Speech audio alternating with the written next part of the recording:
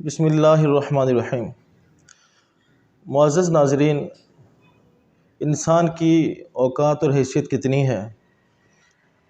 دنیا میں کوئی شخص کتنا ہی معزز کیوں نہ ہو، اگر وہ شخص اللہ تبارک و تعالیٰ کی بارگاہ میں معزز نہیں ہے، اللہ کی بارگاہ میں اگر اس کی کوئی عزت نہیں ہے تو دنیا کی عزت کی اس کی کوئی حیثیت نہیں ہے۔ اور اگر کوئی شخص دنیا والوں کی نظر میں ہیچ ہے، کچھ بھی نہیں ہے، اس کی کوئی اوقات اور حیثیت نہیں ہے، لیکن ہے وہ نیک، اللہ رب العالمین کا پسندیدہ ہے، اور اللہ رب العالمین کی بارگاہ میں اگر اس کی عزت ہے تو پھر دنیا والوں کی نظر میں جو اس کی کوئی اوقات نہیں ہے، اس کی کوئی حیثیت نہیں ہے، اس عدم اوقات کی کوئی حیثیت نہیں ہے۔ حیثیت اس کی ہے اللہ رب العالمین کی بارگاہ میں، اور اللہ رب العالمین کی بارگاہ میں اس کے لیے بڑا مقام اور مرتبہ ہے۔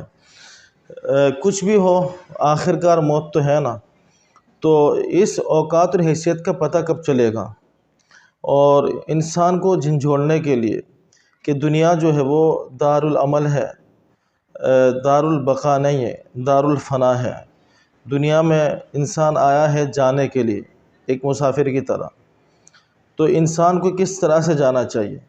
اگر انسان کا عمل خراب ہو، انسان کا اگر اللہ رب العالمین کی بارگاہ میں کوئی مقام نہ ہو، تو پھر اس بندے سے متعلق اللہ رب العالمین کے حبیب کریم علیہ السلام نے کتنی سخت وعید فرمائی، اور جو شخص اللہ کی بارگاہ میں پسندیدہ ہو ان کے لیے کتنی اچھی خبر اور اس کے لیے کتنی اچھی اور پیاری بات آقا کریم علیہ السلام نے ارشاد فرمائی۔ آپ وہ سنیے۔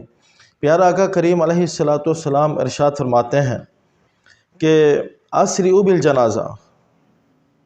آپ دیکھتے ہیں نا کہ لوگ کہتے ہیں کہ جنازہ جلدی تیار کرو، جلدی لے جاؤ۔ اس کی کیا وجہ ہے؟ اس کی وجہ، اس کی ریزن حضور پاک علیہ السلام کا حکم اور ارشاد ہے۔ جنازے میں تاخیر نہیں کی جاتی، یہ تو ہر بندہ جانتا ہے، تو جنازے میں جلدی کیوں کی جاتی ہے؟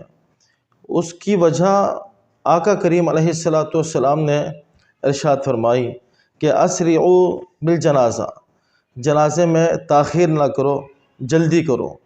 جنازہ جلدی سے اٹھا کر اس کو اس کے ٹھکانے اور منزل میں پہنچا دو، قبر میں اس کو ڈال دو، اتار دو، تاخیر نہیں کرنا۔ کیوں؟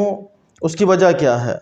آقا کریم علیہ السلام ارشاد فرماتے ہیں فَإِن تَكُ صَالِحَةً فَخَيْرٌ تُقَدِّمُونَهَا إِلَيْهِ، اس لیے کہ اگر وہ مردہ نیک ہے، اگر وہ میت صالح ہے، خوشبخت ہے، نیک اور سعادت مند ہے، تو پیارا آقا کریم علیہ السلام فرماتے ہیں کہ قبر میں اس کے لیے خیر اور اللہ رب العالمین کی بہت بڑی نعمت اس کی منتظر ہوتی ہے، اس کے انتظار میں ہوتی ہے۔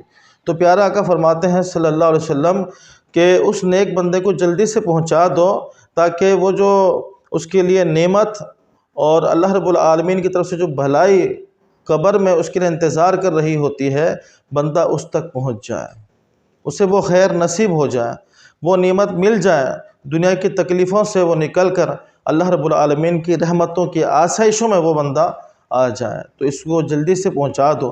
تمہارے کندھے پر سوار رہنے سے اچھا، تمہارے گھر پہ اس میت کے پڑے رہنے سے اچھا، یا پھر اس کو بلا وجہ اس کی تاخیر سے اچھا یہ ہے کہ اس کے لیے جو نعمت منتظر ہوتی ہے، اللہ رب العالمین کی بارگاہ سے جو رحمت اس کے لیے منتظر ہوتی ہے، قبر میں جو جنت کی اعلیٰ نعمتیں اس کے لیے منتظر ہوتی ہیں، بندے کو وہاں تک پہنچا دو تاکہ وہ جنت کی نعمتوں کے مزے لوٹے۔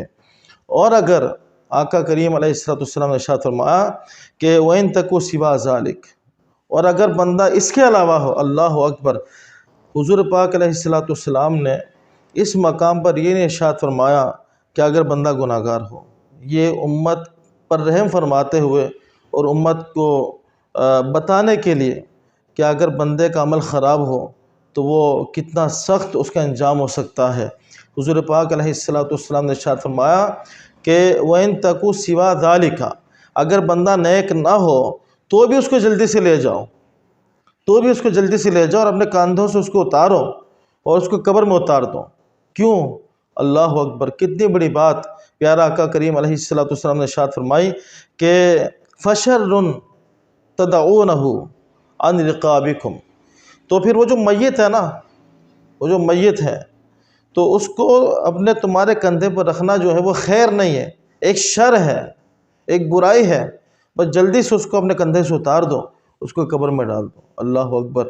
اللہ تبارک و تعالی ہم سب کو عمل خیر کی توفیق عطا فرمائے۔ دنیا کی رنگینیاں، دنیا کی خوشیاں، دنیا کے معاملات، ان کے چکروں میں آ کر ہمیں آخرت کو نہیں بھولنا چاہیے، اپنی قبر، اپنی منزل کو یاد رکھنا چاہیے۔